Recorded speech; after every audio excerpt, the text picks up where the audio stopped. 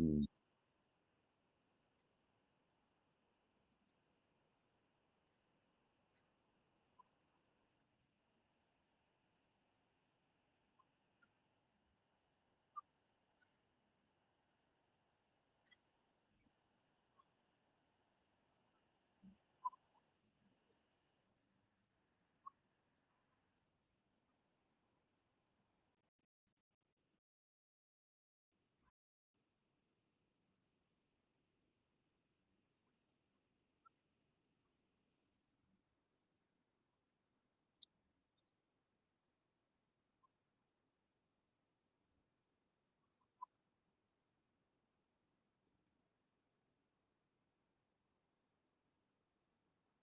I am amazing. Thank you. Thank you so much for having me and doing this event as well. Because when you told me about it, there was no doubt I wanted and to be able to share my insight around burnout prevention, especially for people who are writers. I know there's different kinds of writers at different stages. There's publishers in the room. There's people who might be starting their first book, like me.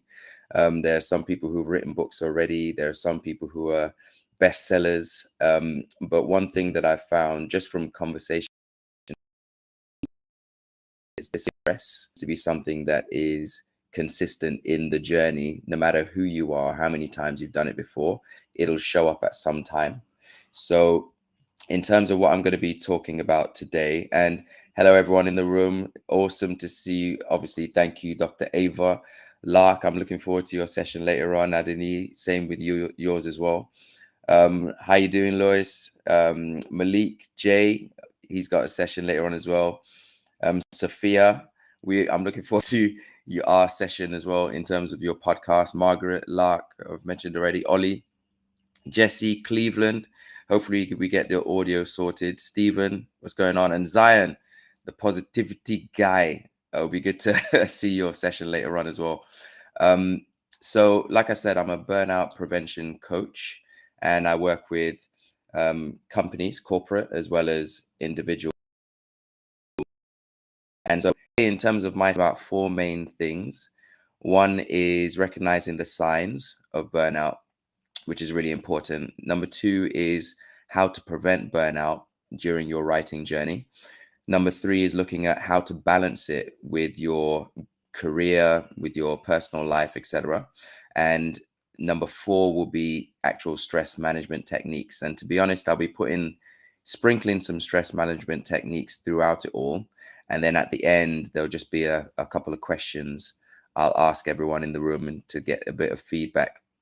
So I'll talk for a little bit and then open it up to the room, and it would be great to get some engagement. And if there's anything I'm saying that resonates, just put a heart or a clap or some kind of emoji so I know you're still with me. And resonates as well. Just put your hand on stage, and then I'll be able to answer any questions as we go, because I've got room for it to be a what's it called, interactive session as well. So a little bit about myself is I am a creative is the best way I'll say it. As a friend calls it, a multi hyphenate. I am one thing hyphen another thing hyphen another thing. So I'm an architect. I'm also a dancer, a professional dancer, and theatre producer, and a burnout prevention coach. So oh, yes, no, yes.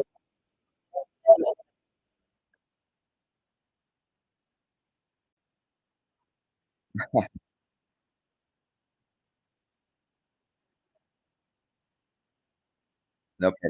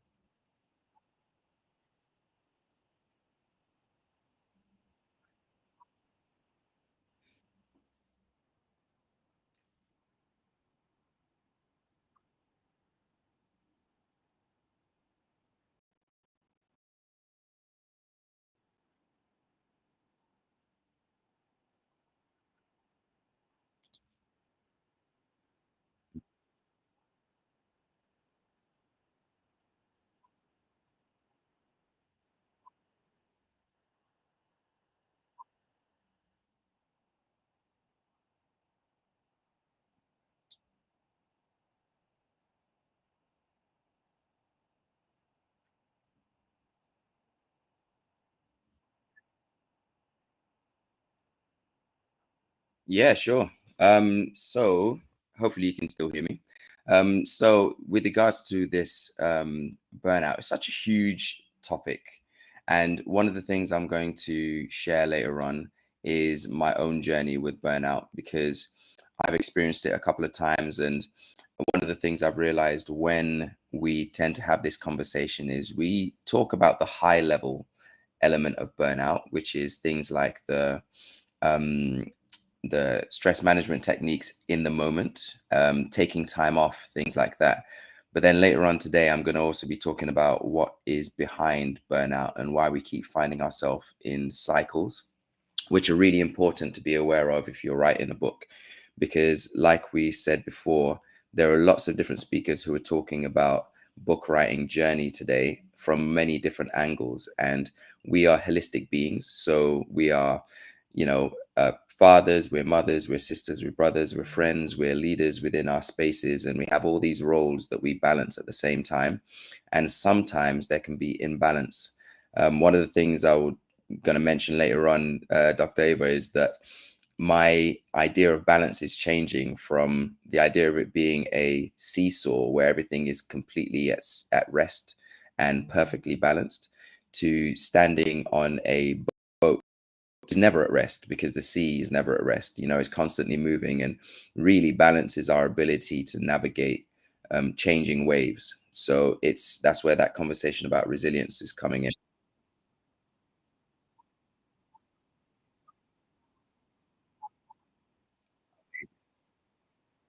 Okay, cool. So my name is Andre Dennis Ebola Bright from Sierra Leone. Like I said, I'm a multi hyphenate. So I'm a dancer, an architect, and a burnout prevention coach.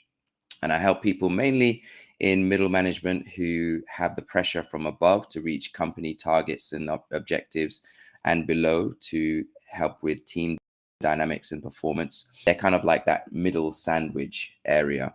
But those are who I mainly work with. But I work with other people too. I work with companies, I work with individuals, and we'll get to it later. But I've developed a relief framework, which is, I'll break it down later on, but it's something I use to help teams as well as individuals manage burnout and break out of that cycle, because it looks at you as a holistic being or as a holistic team, instead of just thinking about, okay, cool, let me take some time off. Back and it's what's at the root of what's causing the stress.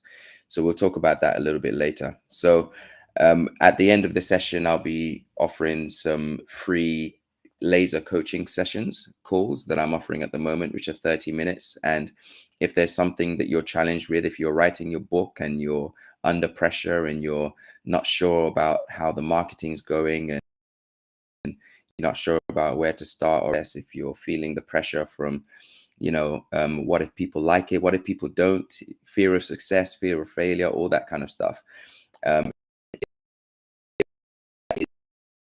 that you're struggling to shake off, then we can have 30 minutes where we can get to the bottom of it and see what we can do to get some immediate wins, so that you can get back to writing and not feel the same level of pressure that you're feeling before, so you can still excel while making sure you don't compromise your health in the process, because that's the stage of burnout.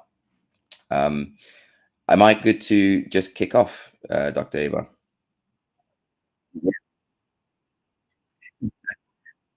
Okay, sure.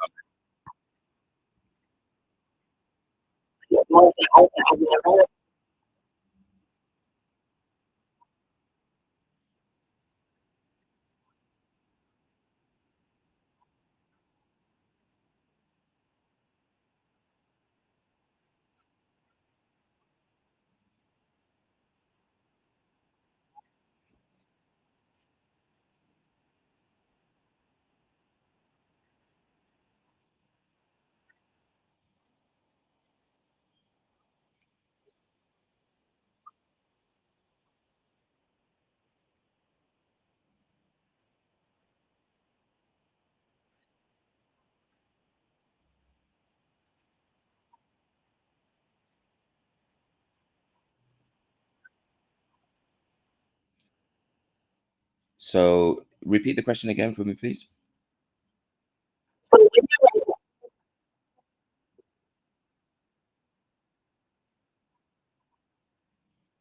Absolutely.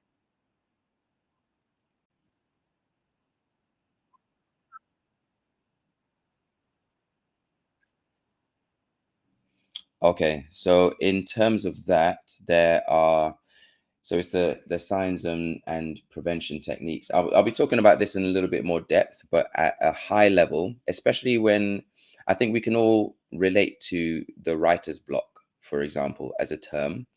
Writer's block is this idea that you are in your creative flow usually, and for whatever reason, there is a block. You can't write, you can't dance, you can't be creative. And ultimately that happens when you've reached a stage where, and it can be for a number of things, right? It can be just natural. We have our flow states, we have our moments of pause. But if you find yourself in an area where you're struggling to be creative over a long period of time, they say stress turns to burnout in usually around 3 4 months. So if you find yourself, you have writer's block for a day or a weekend, I wouldn't get too worried about that. But if you find yourself for a season not being able to write and not being able to move the needle, then I would start to pay attention. So I would say have a look at, one of the things I use is changes. So physical, mental, emotional, and behavioral changes. So physical changes, are you able to eat, sleep, all that kind of stuff? Are you gaining or losing weight? Are you losing hair? Are you finding yourself with back pains, headaches, that kind of thing? Um, are you struggling to pay attention in terms of your mental health? Are you finding yourself struggling with basic tasks? Are you forgetting your keys? Are you is mental block happening not just in the creative area but also in your lived experience? Are you emotionally finding changes? Are you finding yourself snapping at people when you usually pretty calm person, yourself emotionally detached, and you can't connect with people or things anymore? Like, does the writing not interest you? Maybe the topic doesn't seem so exciting anymore, or maybe you find yourself in a stage where things get you in. Are you experiencing behavioral changes? Do you find yourself being a little bit sadder, or find yourself turning your coping mechanisms into negative ones? Are your glass of wine at the end of the day turning into a bottle by yourself? And are you going into other things to find some kind of connection all the time? Those, I would say, are the ways you can tell that there's something wrong. There's something where you find yourself, okay, one day, for example, is natural. There are high days and low days. But if you find yourself in seasons where you start feeling like you're not yourself, like you start feeling like you're not able to connect to your creativity as usual. Some people might find themselves going to, you might have a specific room or a ritual that usually gets you into a flow state. You might find a specific part of the house, specific songs, specific exercises that you usually do to get you into that creative mode. Maybe there's a song, or you usually start stretching, or there's affirmations, and they always get you to a space where you're like, okay, I'm ready now. And all of a sudden, those things aren't working. Then you might find yourself in a state where you're leaning towards burnout. Maybe the stress is a little bit too much. Maybe you're putting too much pressure on yourself to make it successful. Maybe you're relying on it for your whole income, and you have no um, support system, and you're finding yourself isolating from people, so you don't have anyone to speak to when things are going wrong. that kind of thing. Those are definitely signals for me, for me to say either you need to speak to someone, or you need to speak to someone personally, or you speak to someone professionally to help you. Whatever happens, don't do it alone. Find yourself a creative group. Find yourself a group of people who you can sit with, and you don't necessarily working on the same thing together, but just being in a space where other people are being creative to help you. Maybe reframe your thoughts around the things that are creating pressure for you. If this is something where you're finding yourself thinking I am a writer, so my identity is as a writer. So if I have a creative block, then it challenges who I am as a human being. Maybe it's time to look at that. Maybe it's time to start looking at yourself as a more holistic being, where if you write, you are you. And if you don't write, you are still you. If I lose my arm, I don't stop being Andre. In the same way as if I lose my job, or if I lose my creativity for a season, I don't stop being Andre either. There's been seasons where I haven't been able to dance. There's been seasons where I've been trying to get this book up and running for a while, but it doesn't take away from who I am. So it's really important that when we're looking at the things that make us us, we're careful with identifying what those things are, and not placing our eyes that are fleeting sometimes in reality, because sometimes it comes back, and it comes back double fold, and it comes back with gusto. And then sometimes in those moments, do we then feel like we're more Andre than we were before? No, we were still Andre. So, in terms of that, it's something to pay attention to, is those symptoms, your mental, emotional, um, behavioral and changes.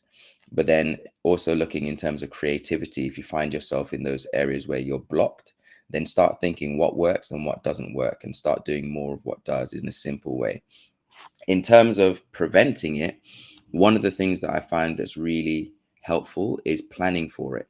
So, and I'll go into this in a little bit more detail later, but if you have a full-time job and you're writing a book on the side, or if you're like me, going to Sierra Leone this time, and you're taking a few weeks out, so have like a bit of peace so you can start writing, then you can actually block time to do this, right? You can have moments within your day. Maybe you're better or stimulated in the mornings rather than evenings. Maybe you find yourself needing to take yourself out of bed to write. Maybe you need to go into, like I said, another space where other people are creative too. Paying attention to what makes it work and planning it ahead of time is really important. Don't leave it to chance. Don't think that you're just going to be able to have a gust of inspiration from nothing and just expect that to happen. If there are times, think back through the times when you have been extremely creative, and pay attention to what those circumstances were. Did you have certain people around you? Were you in a certain area? Were you doing things where you have certain kind? Did you have other things happening around you that were influencing it as well? Like, one thing, for example, we haven't mentioned yet is, I've always talked about us being holistic beings. One of the things we start paying attention to is things like grief. I know later on we've got a talk which is about letting go. For example, if someone has wronged you, there might be other things happening in your life that is creating an emotional block, which is affecting your creativity as well. So it's about clearing out all those areas. I tend to use the wheel of life, which splits you down into about 9 sections: your career, your physical, your mental, your emotional, your financial, your social, your fun, your recreation, all those different areas of your life that you might want to pay attention to. And it rates it out of 10. So each of those areas you rate out of 10. And the idea then is, it helps you, because when you feel in a rut, you feel yourself creatively blocked, you might not be able to identify what exactly it is that's causing the block. But when you split it down into the sections and you're able to focus on one area at the time, you might be able to feel, actually, I'm not necessarily creative blocked. I've just haven't eaten properly. I've been in a state where there's been change, for example. We all went through the pandemic, or you might be moving house or changing job, or you might have become a parent for the first time, or there might be something else that's happening in your life that has affected your capacity for creativity. And it's no reflection on you as a being or as a human. It's just something that you haven't paid attention to. So I use that as a tool, which is really helpful. The wheel of life, breaking down your life into different sections and rating them out of 10 so you can see exactly where the issues might be, so that then you can do small things in those areas to increase closer to 10.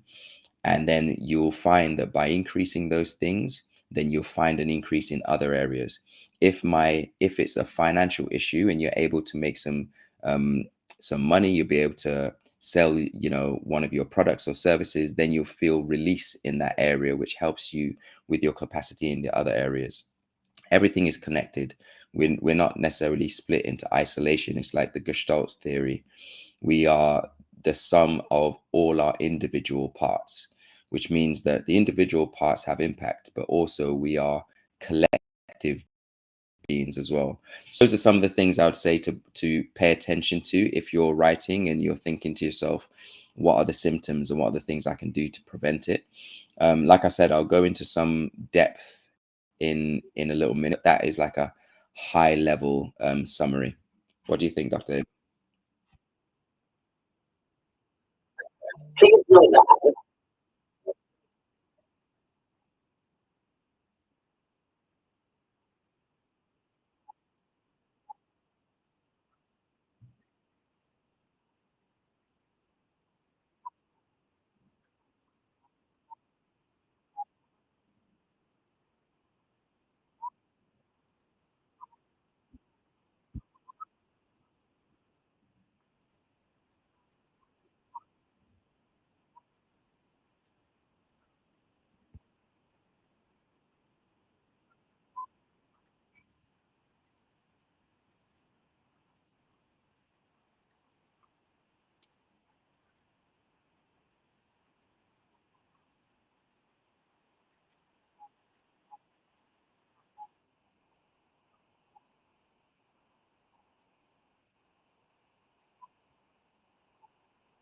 Mm.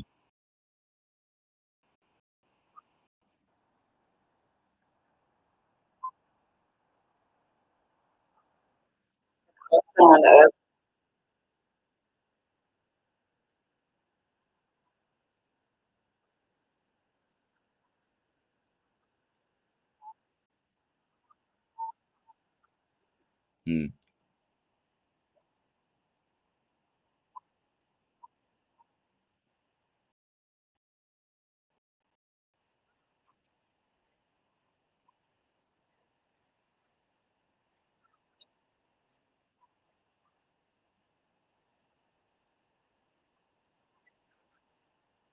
Mm.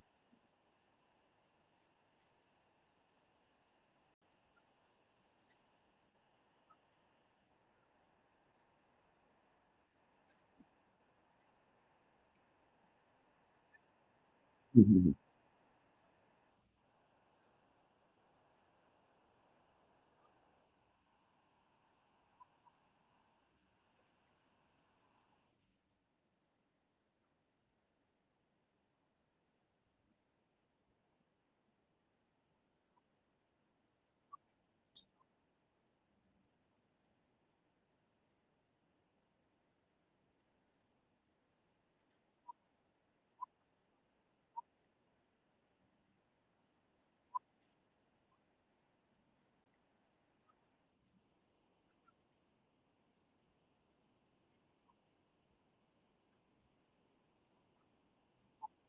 Definitely. You are absolutely a multi hyphenate.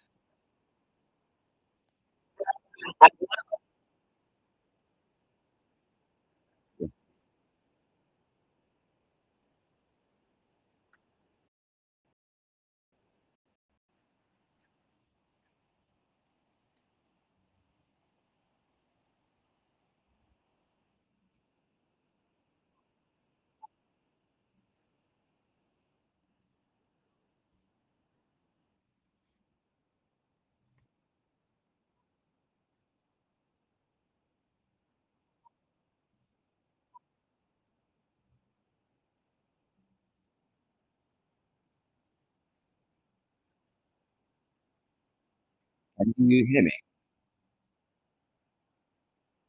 Okay.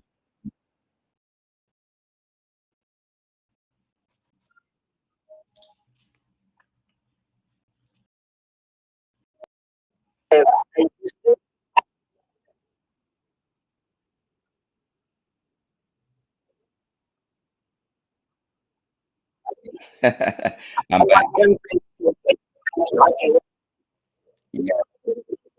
Yes, so you are an absolute multi-hyphenate, right? There's a lot of things that's happening in your life at the moment, professionally and personally. And so the question is, and I think that's a really important question. The first thing I'd say, like I said at the very beginning, is the idea of balance.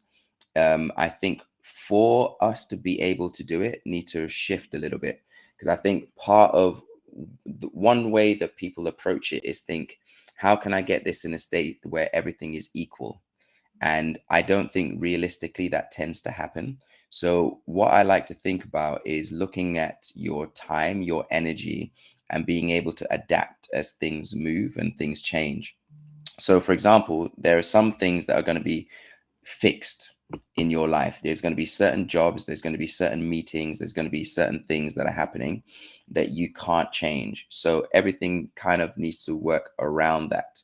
And one of the things that I found really important is energies. This is something that I've spoken to a lot of clients about recently.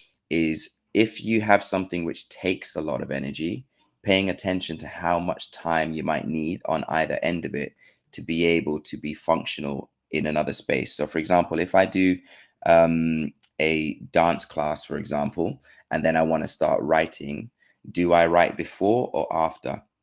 I might find that for me, on certain days of the week, I might be mentally able to focus before getting into a physical activity. But then for others, they might want to drain themselves physically and then just chill and write.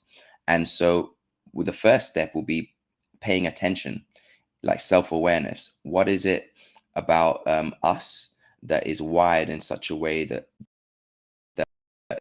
kind and give us or take away energy, and paying attention to that. So, for example, and then you can start to see what blocks there might be, because it can sometimes feel like there's just no time. There's no time for anything, but we make time. We never find it, we make it. And it's best to make it in such a way that is based around our exciting energy. So if you have a book that you really want to write, pay attention to when you can do that. So is it when you're on the commute?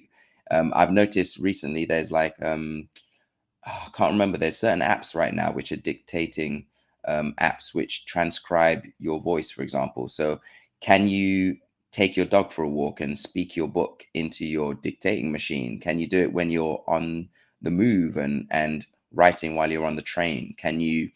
Um, can you do it while you're in bed and just jot some ideas down and brainstorm? Be time to do it, but I would try for at the first stage, trying different times so that you can see what works.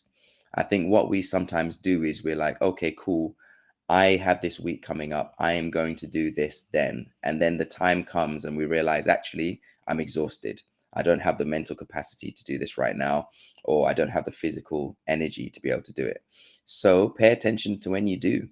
Pay attention. So do you find that when you are, with your partner, you have certain kind of energy after, spending time with them? If you're doing your political work, do you are you um does that start your mental processes in such a way that you can be creative after coming out of a meeting, or do you need time to do nothing after that because you're so exhausted? Pay attention to the kind of energies you have before and after different tasks, and then try and find the times when you tend to be more creative, um, creatively energied, shall we say, and try and fit your time around that. One thing I would state is that I don't think you necessarily need huge blocks of time to fit into your. It can be really hard to do. If you're sitting there thinking, I need to put 4 hours a day to write my book, that might not be realistic for you. Sometimes you might only have 20 minutes. But I tell you what, if you're dictating into a translator or a transcriber, you will be able to cover a lot of ground in 20 minutes just being able to talk at length, right? So like when you taking your child to the park, whatever it might be, being able to just do that and find ways you can multitask, but in a way that will allow you to do that thing, and not thinking you have to do 100 hours a week to be able to write a book. Maybe extend the timeline if necessary. If you're finding it too difficult to create ground over a short period of time, maybe your book doesn't have to be written in a month. Maybe you can do it in 6 months, and if that's the case, then maybe you can do it over time. Maybe you can get someone like Dr. Ava Eagle Brown to ghostwrite it for you. Maybe you can get someone to help you with the drafts. Maybe you can get someone to proofread. Maybe you can get someone to do it by interviews. Maybe you don't have to be the person who writes it. Maybe you can do it with interviews and collate those interviews and turn that into your book. Maybe you can get someone that you know to just have some wine with you and ask you questions and record the conversation and then send it to an editor to put together into a story. There's lots of different ways you can do it in a way that is can be sociable, that it can be incorporated into your existing lifestyle.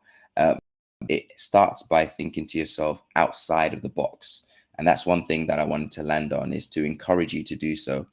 um, we often have an idea of what book writing looks like or what a writer's life might look like. And if we don't fit into that, we try to recreate that idea in our mind. But if you speak to writers, you'll probably find that there's many different ways of writing a book as there are people who've written them, and your way of doing it might be different to the next person because you have a unique set of skills and experiences and uh, what's the word I'm looking for, commitments in your day, which actually could help you. You might find that, okay, I am doing 5 things this week, and each day I only have 15-minute slots to be able to do it. And so I'm going to think about that first minute slot, 15-minute slot is going to be just brainstorming the topics, AI and Tao later on, about how to get AI to help me to break down the idea into subtopics. And then every session, every time I go for my run, every time I'm at the gym, I'm going to just talk about one session per run, one topic per run. There might be lots of different ways you can do it.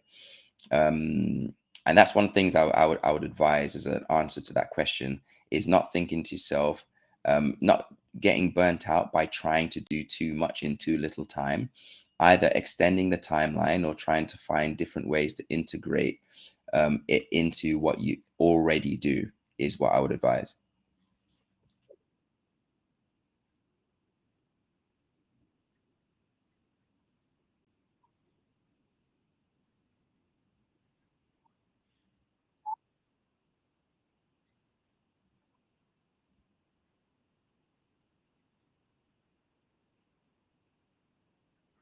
Mm.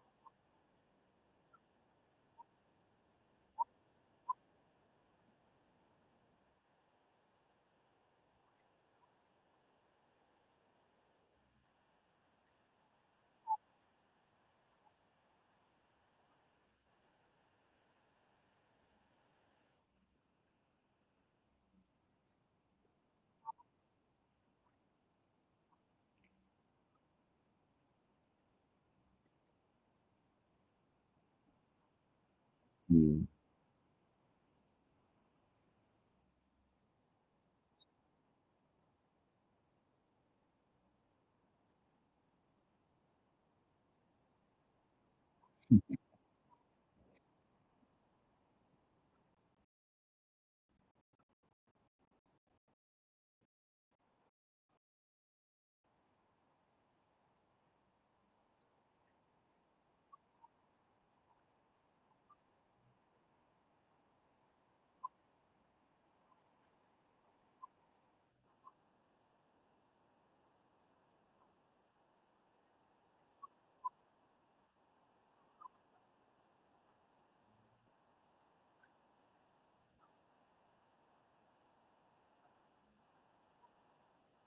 Mm.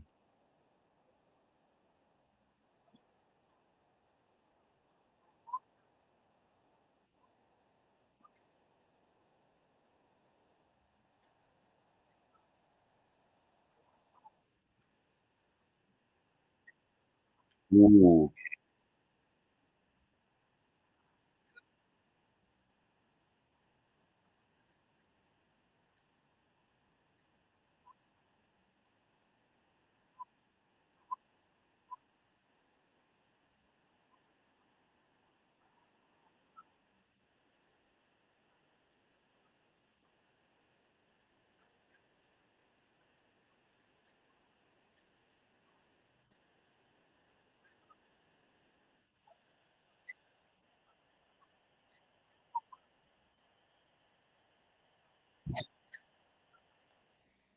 amazing. Thank you so much. Can you hear me, by the way? Okay, cool. Yeah, it's working. So, last time, my name is Andre Bright, the burnout prevention coach and facilitator. So, I'm going to give like a really high level down of some of the important things that you're probably going to be experiencing if you're writing a book right now, or if you've written a book already, you'll be aware of this already. So, there's four main areas that I said I'd mention. The first one is recognizing burnout. Second is preparing journey. Number three is balancing career, personal life, and your book projects. And then number four is stress management techniques for authors. So I'm going to go through it real quick. And like I said, please take notes. And if there are any questions, put them in, and I'll try and jump in and out of them at the end of each section that I do to see if there's any questions that need to answer, or you can put your hand up and then come on stage and ask them, and then I'll be able to answer them there. I hope that's fine with everybody. So just quickly, is everything okay? Can I get like a heart if everyone's here and paying attention? And can you hear me? Just put a heart if you can hear me. That's great. Thank you so much. I appreciate it. Thanks, everyone. All right, cool. So you're writing your book, worried about, right? And everyone here is might have experienced it before, or you might be something that you're only just hearing about this now, and you're thinking, what is this burnout thing? How does this work? Now, burnout is different to stress. So stress is a natural function of life. Stress is what our body does to give us energy to take on a task or a challenge. So it's cortisol and adrenaline in the body. If you have something exciting coming up, stress comes. It's released in the body. If you have something that challenging coming up, stress is released in the body, and it gives you the energy to tackle the task. If you have a deadline, if you're writing a book, if you're having a conversation with your publisher that you're nervous about, you'll feel this thing happening in your body. Your heart rate might increase, you might start sweating, you might get clammy in the mouth. All that kind of stuff is part of what's happening when stress is happening, is getting you ready.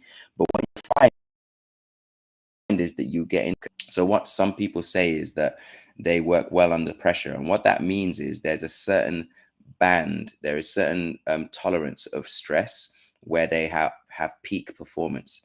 So what you find is if there's not enough stress, then you actually become lazy and you unmotivated and things like that. And if there's too much stress, then you get burnt out and you start to feel these signs and symptoms that I show up with. So there is actually an optimum tolerance of stress that is needed to be able to function well, to be able to handle the tasks obey.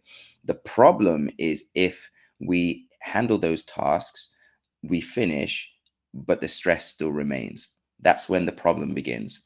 So that is what I'm going to be talking about today, because if it's unmanaged over long periods of time, that stress becomes burnout. Like I said earlier, if you find yourself going 3 months, 4 months, still feeling stressed, even though you've changed job, even though you've taken holiday, even though you've done all those things, then it might be a sign that you're experiencing burnout. So one of the things when recognizing the signs of creative burnout um, feeling emotionally drained, uninspired, or disconnected from your writing. Maybe you were really excited about it at the beginning, but your energy might be going.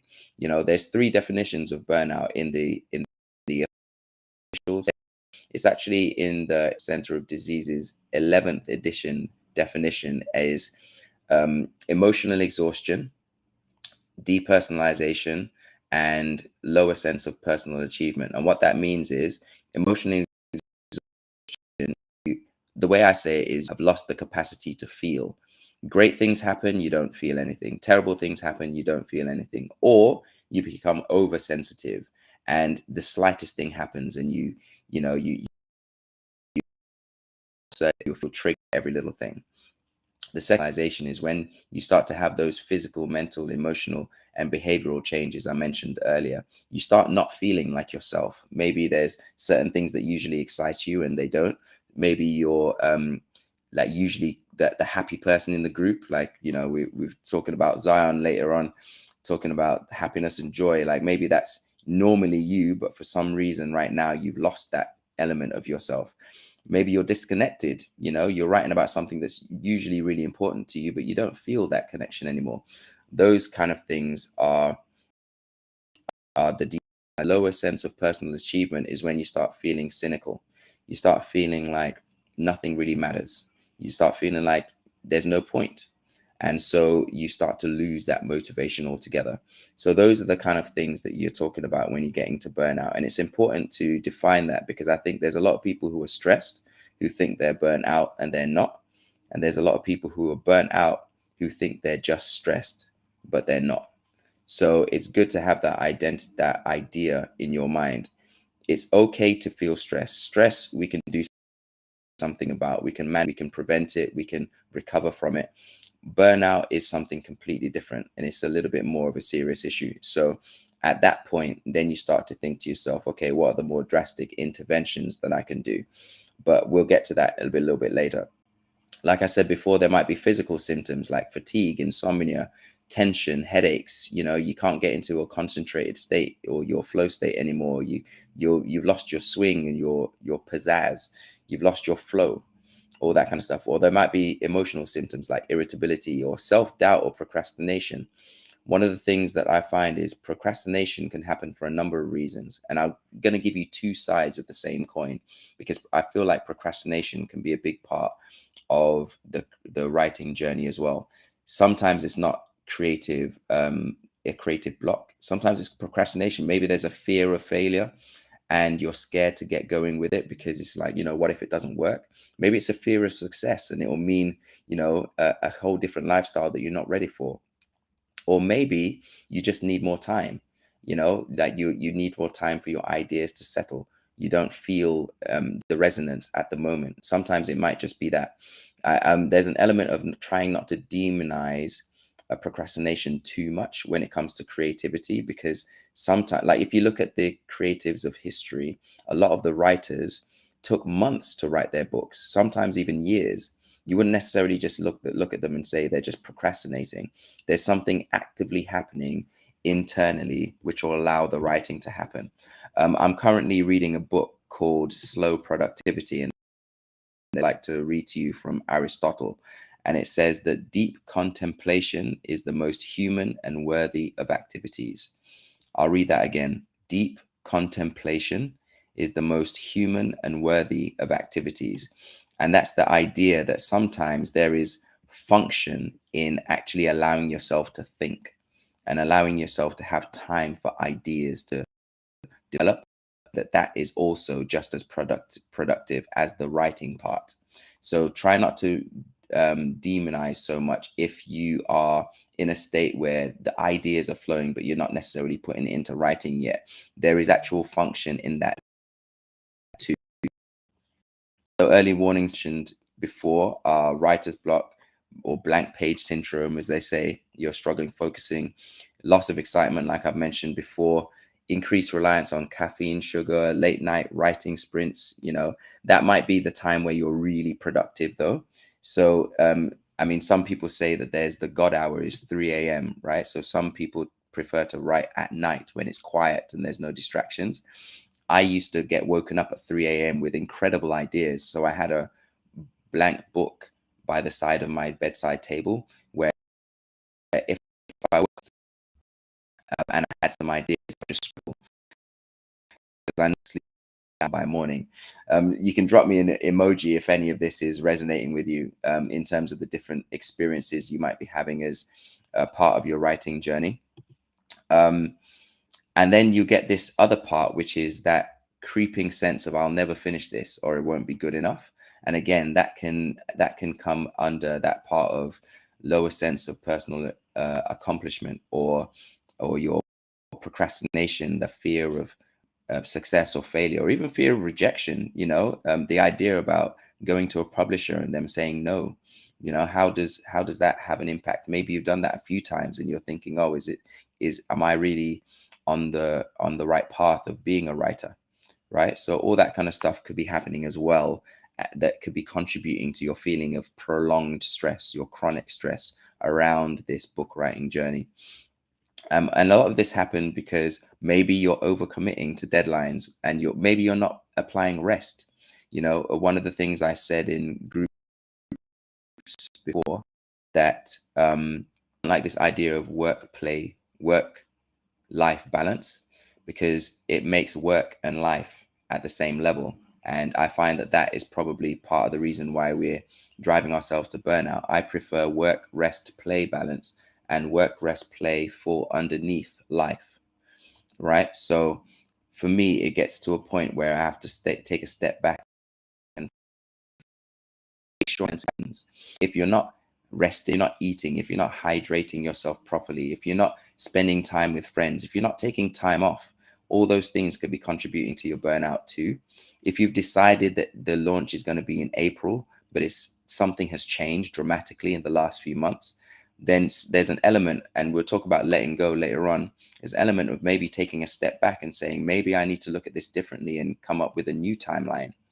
Maybe I need to let go of the original timeline and find one that is suiting me now that there's been this change.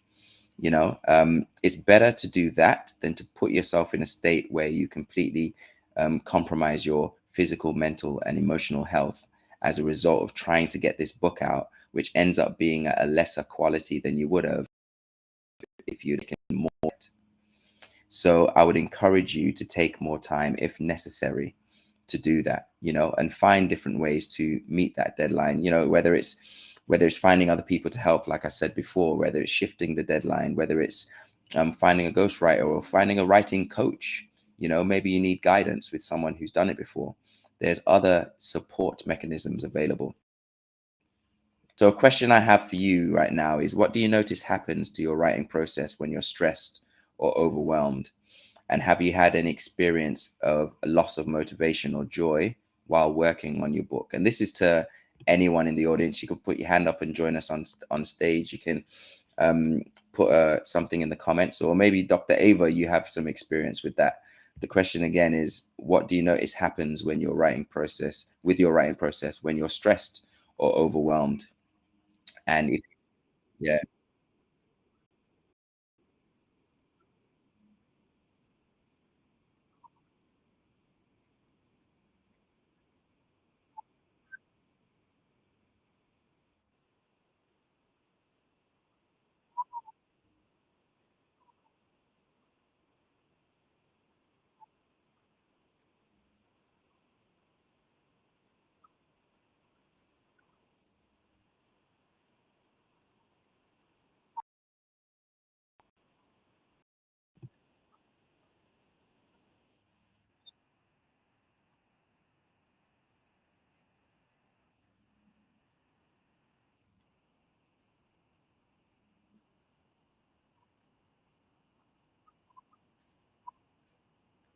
Mm,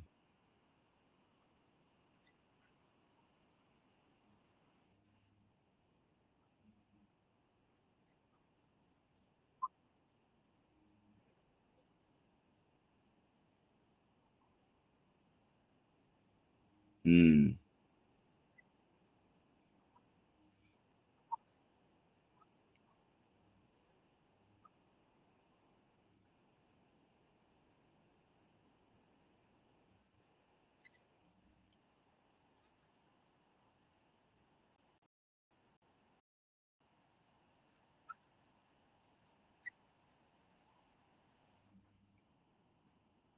Yeah. Do you know what? There's power in the pause. I feel like that could be a book title in itself, but there's definitely power in the pause when it's pause to have a breath. It's like, so for example, if I was to, and I know I've been talking a lot, right? All in one go. When you're acting, for example, they've got something called the dramatic pause, right? And the idea with that is to create a pause that will allow the audience to digest what has just happened or what has you've said. And sometimes you give your mind the same. You got to be able to say, actually, I've been on the treadmill for like the last 3 weeks or 3 months. Let me just take a moment for you. Let me just take a moment off because you deserve it. You've been working hard for all that time. It's funny that at work we have annual leave, but we don't give ourselves the same grace. Like, we put ourselves to the end all the time. But there is power in that pause, and sometimes that comes with compassion, being able to say, actually, I deserve to. Ooh.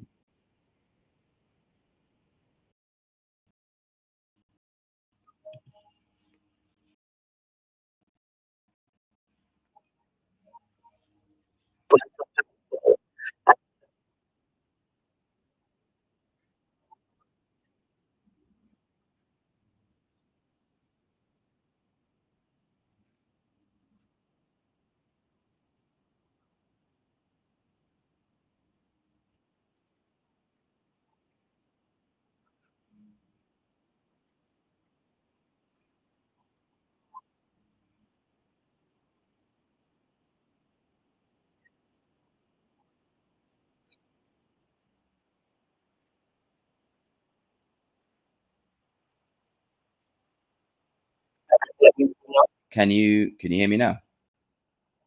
Okay, perfect. Yeah, sorry about that. I think every now and then I might need to jump back and on. I don't know what's happening with my computer. But yeah, the power of the pause, and especially when you have so many things that you're juggling, is like one of the things that we were talking about just now is having that pause. And you can have long, medium, and short term pauses. So a short term pause might look like in the moment, okay, I have to be up and doing something at 6 a.m., but for I'm able to wake up at 5:30 and have a moment there. Or if I'm on the bus, I can take a moment to do some breathing, and I'll talk about a little bit of that a bit later.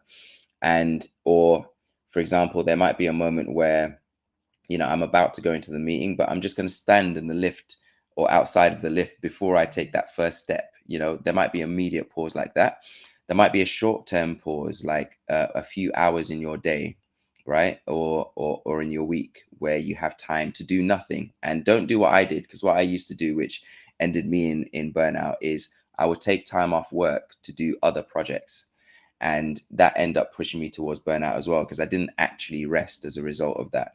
So actually taking time off, like time off to do nothing, to give yourself space to recover, is really important. And then your long-term pauses, that might be your 2 3 week holiday.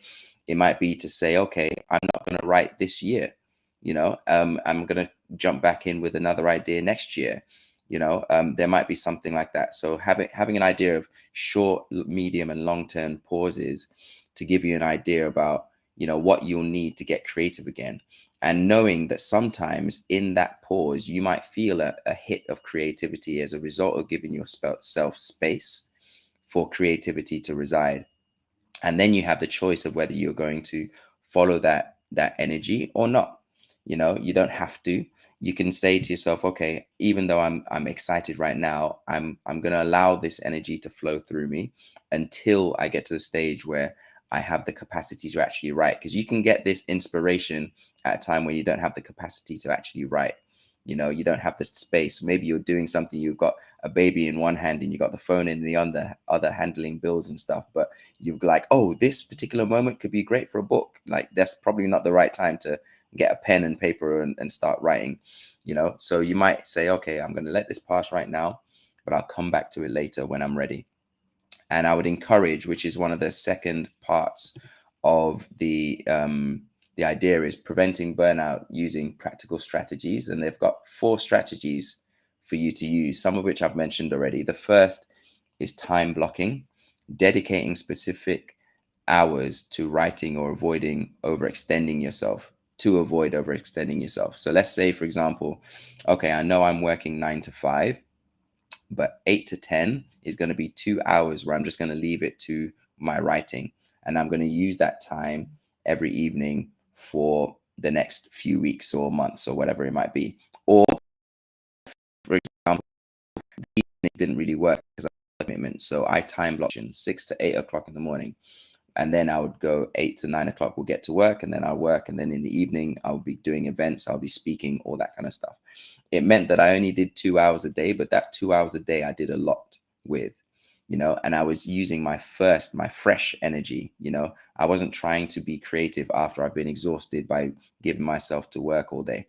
So time blocking, finding a time where you usually have energy, creative energy, and finding a time block in that period. And maybe it's a thing where you need help with someone able to do it. Maybe you need to tell your friends or your family or your partner that, hey, I'm doing this project. It's going to take a certain amount of months. I'm going to really need some time. So what time can I use which you can help me with? Maybe you need your partner to take care of the kids at that time. Maybe you need to speak to your work so that you can use your lunch break. Maybe you need to work, which allows you to be overground or underground in such a way that you'd have, clarity of thought and not have too many distractions.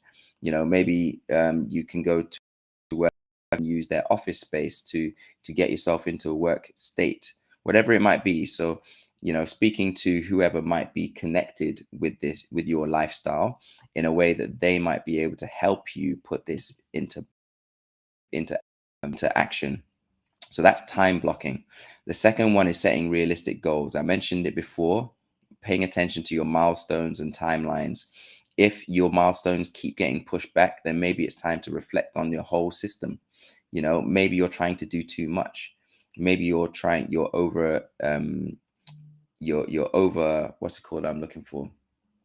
Maybe you're thinking you can do too much in too little time. They say that we overestimate what we can do in 1 year and underestimate what we can do in 10 years. So maybe it's an idea about moving your time scale a little bit. One thing I would encourage is, if you were to practice putting a time scale together and you think, okay, if I was to do everything exactly how this is, then it would work, double it.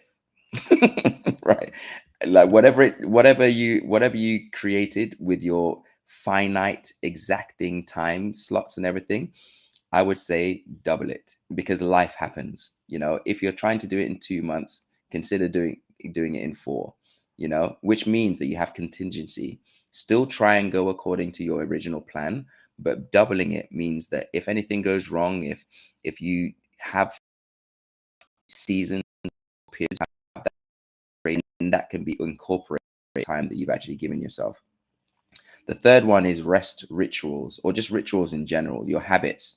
Do you go on daily walks? Do you do stretches or meditation to get blood flowing around your body? Do you make sure you have snacks in your bag to make sure your glucose levels are at a decent rate so that you can actually think clearly?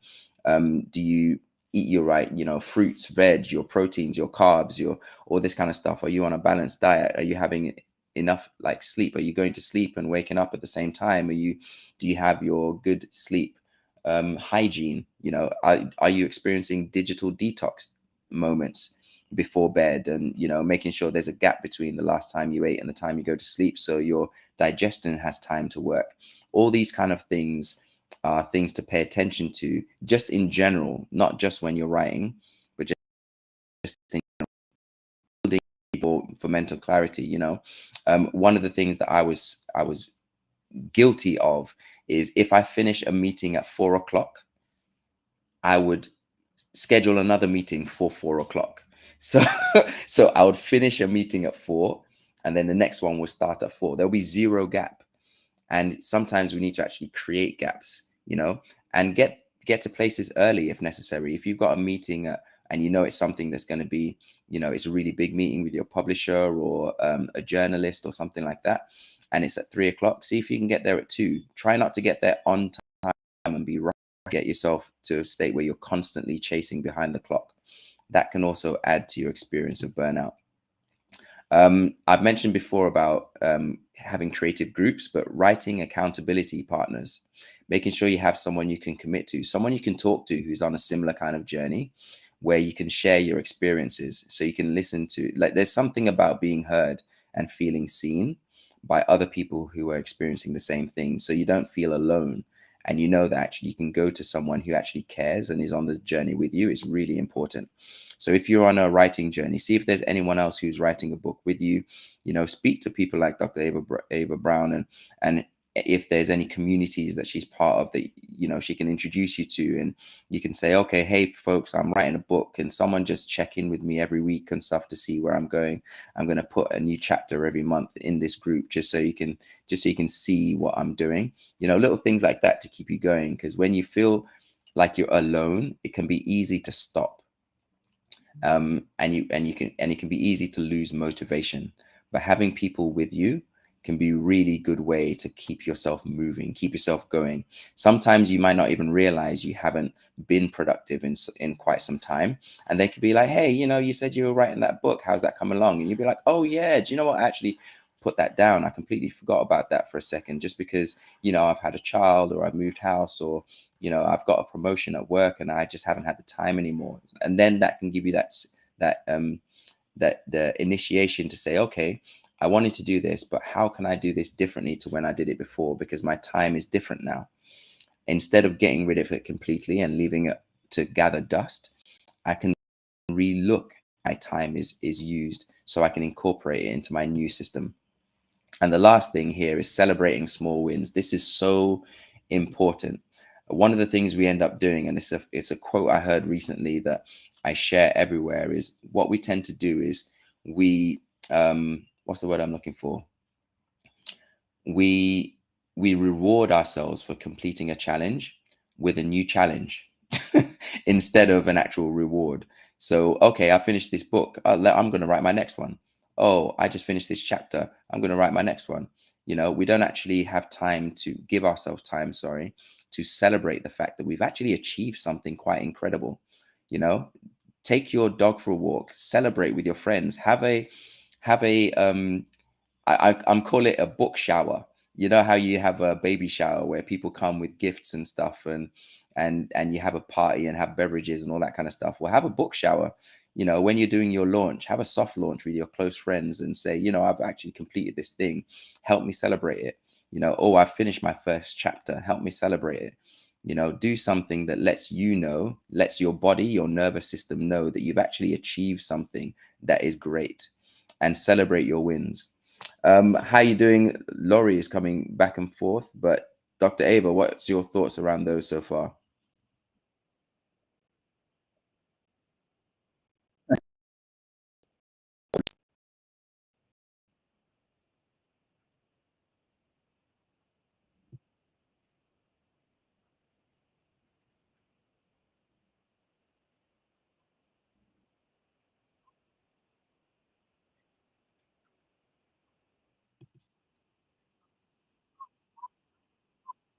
Mm,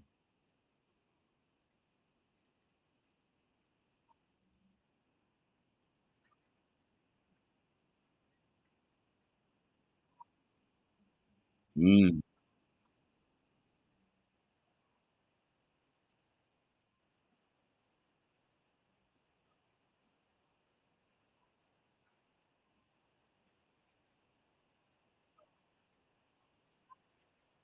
absolutely.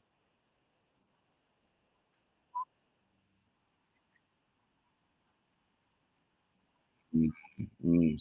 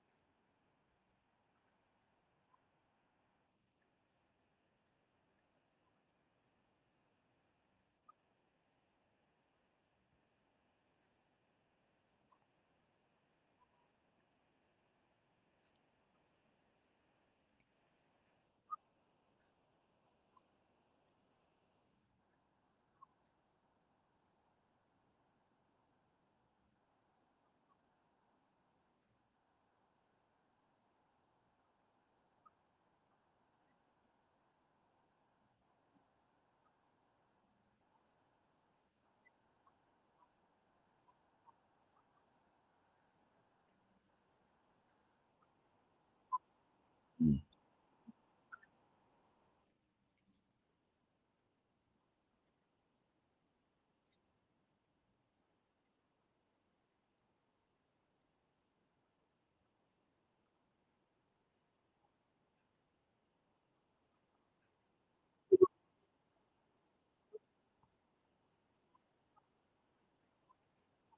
Yeah, sure. I mean, we can bring people up. And one of the things that I was just going to mention, just as a result of that, and is, I guess, the last part of what I wanted to share, because I think I've been sharing certain things as I've been going along, is the part that is underneath this stress level of burnout. Is the organization part, is the tactics at the top. If you imagine like an iceberg, the organization stuff, like your time management, etc., is at the top. That's what you do to get things done. But underneath the water, the heaviest part of the iceberg, the 80%, is actually what's happening internally. What are our beliefs? What are our thought processes? How do we feel about the book? How do we feel about ourselves? Do we have self-compassion? Is what is going to be really driving it, because if we don't sort that part out, then it doesn't matter what time management we put together, what strategies and routines, we won't be able to keep to them. So one of the things that I experienced is, me as a person, I was a bit of a people pleaser back in the day, and so I would say yes to everything, and I was trying to meet everyone else's needs, and my needs weren't part of my priority list at all, which meant that I would burn out real quick, but I wouldn't let anybody know. I would be suffer in silence. I didn't want to burden anyone with that kind of trouble, because I felt like everyone was relying on me. So I would do all this stuff, which meant that I would achieve a lot for other people, which inadvertently, uh, tailed back on me. But I didn't get a lot of what I was giving out. A lot of the spaces I produced, a lot of the work I did, the projects were from a place of things that I needed, but I didn't actually benefit from them because I was creating them for other people. And so, for those of you who are creating books, which is your own story, this might be an opportunity for actually start to reflect on yourself. Like, are you able to put boundaries in place? Are you able to give yourself self-compassion? Are you able to celebrate the wins? Do you even see them as wins, or are you so in the depths of it that you don't even recognize that you're achieving anything, because you're comparing yourself to unrealistic goals? And where did those goals come from? Are they yours, or are they cultural? Are they because of gender, or because of where you're from because of your experiences when you grew up? Is it because of a trauma response? All these kind of things might be happening underneath the water surface, that would mean that if you're able to address those things, you might find that you can release the pressure that would lead you towards burnout. The root of the causes, the symptoms. Laurie and Ollie, is there anything you'd like to ask or share?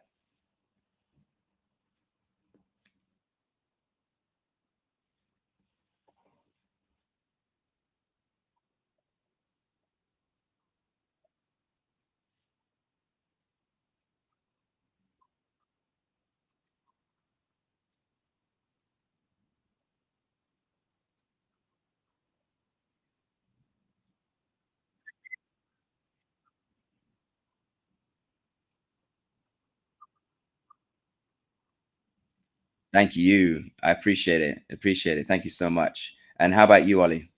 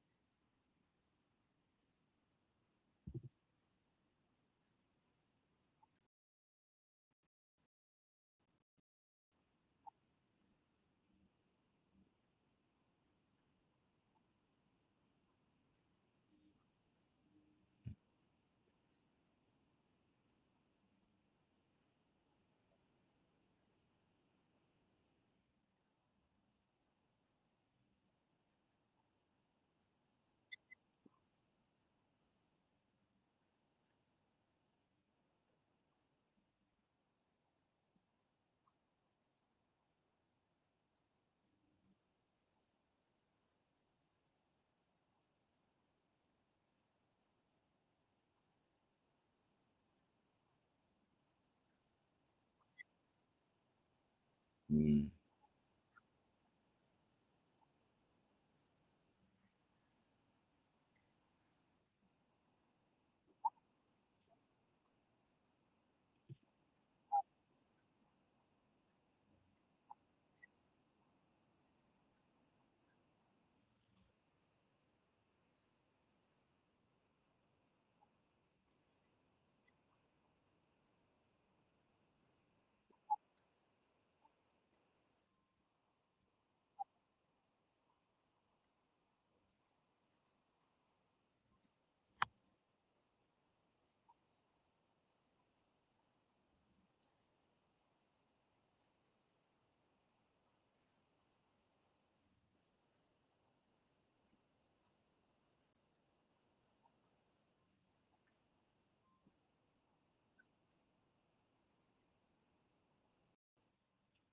I love that.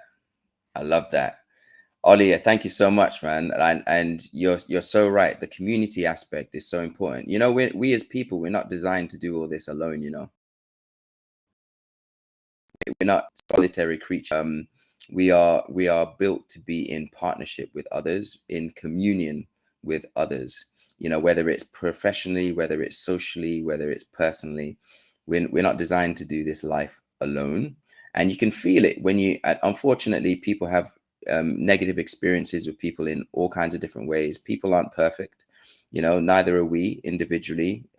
I sometimes reflect on the negative impact I might have had on other people without realizing it, in the same way that other people might have had negative effects on me without realizing it, you know.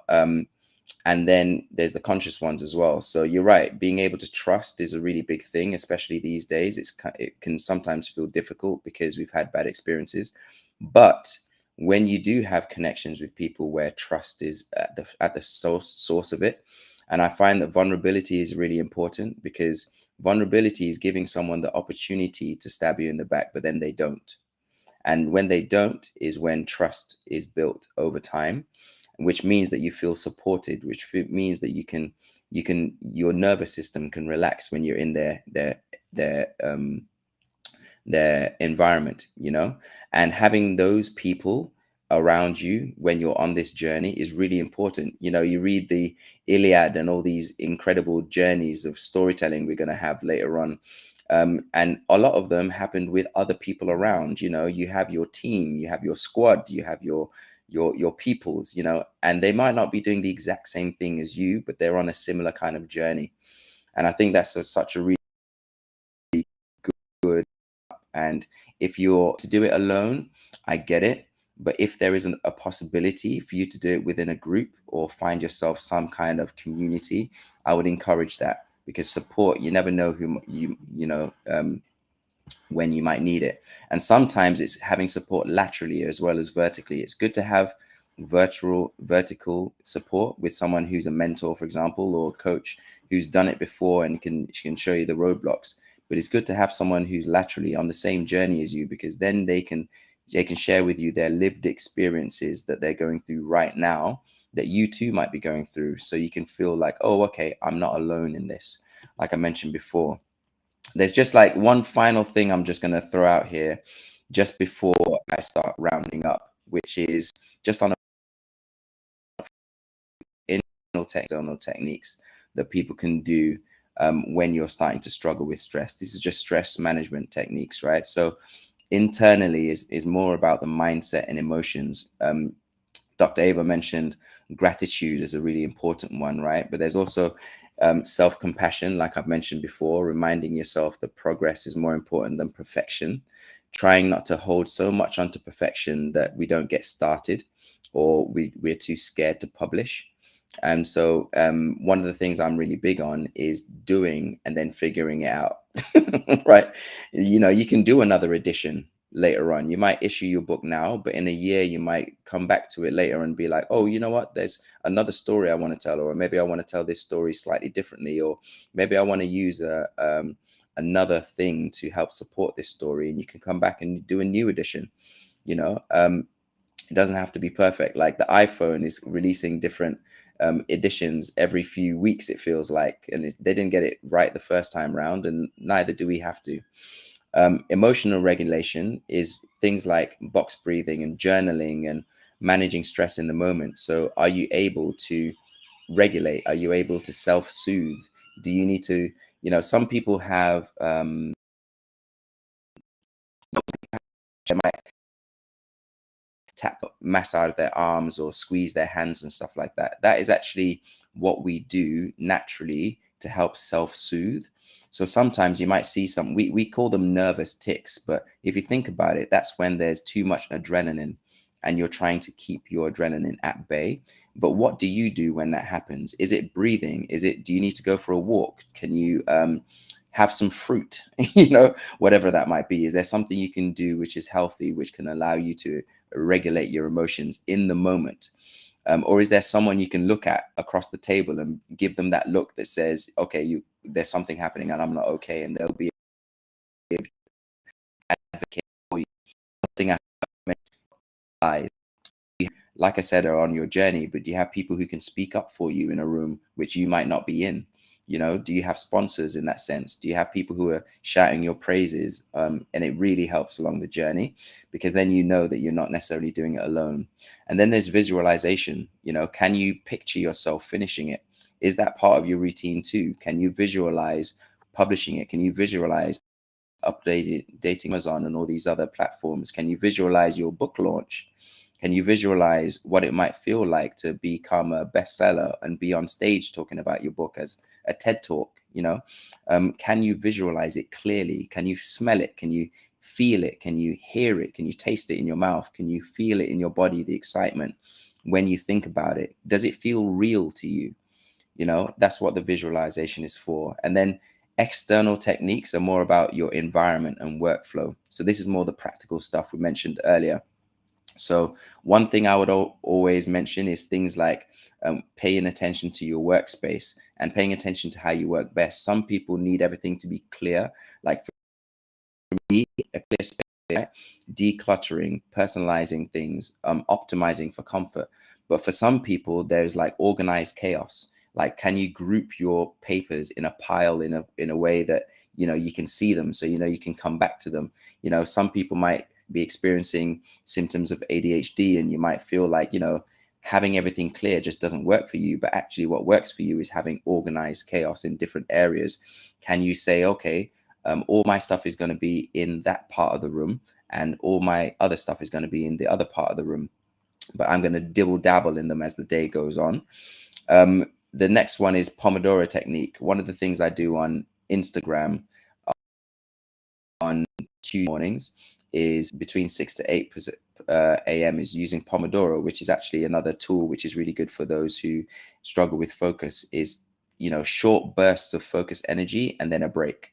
So for example, 25 minutes of focus energy, you just go and do the thing, and then you do as much as you can in that 25 minutes, and then you stop at the end of the 25 minutes and you take a 5-minute break, and then you put it on a cycle.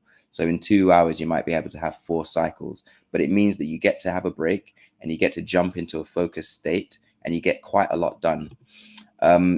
The last one here is delegating where possible. Dr. Ava was talking about how you've got secretaries. Not all of us might have a secretary, but you might be able to afford a virtual assistant, or you might be able to have someone who might be able to take part of the interviewing part for you. You know, you might be able to put together a bit of a team with your best friends. Can your grandma answer the phone for you when someone's calling about opportunities? Can you, who can you bring onto your team, your writing team, so that it's not on your shoulders completely? And I think that's probably a good place to start rounding up. Like I said, my name is Andre Bright, and if you need any help, I offer, like I said, offering to people of this group 30-minute laser coaching sessions where we would just sit down, we'll talk about what you're experiencing, we'll be able to get down into the bottom of it and find out what the causes are as well as the symptoms. And then we'll start getting you moving again, start breaking that creative block and start getting you into a flow state once again. And I just wish you all the best with your book journey. And I can't wait to read all your books, and I can't wait to get started on mine in Sierra Leone. I'm going to be writing from the beach. I'm going to have coconuts next to me, and I'm going to be just focusing on this space where I can get everything that's in my head onto paper. Thank you very much, everyone.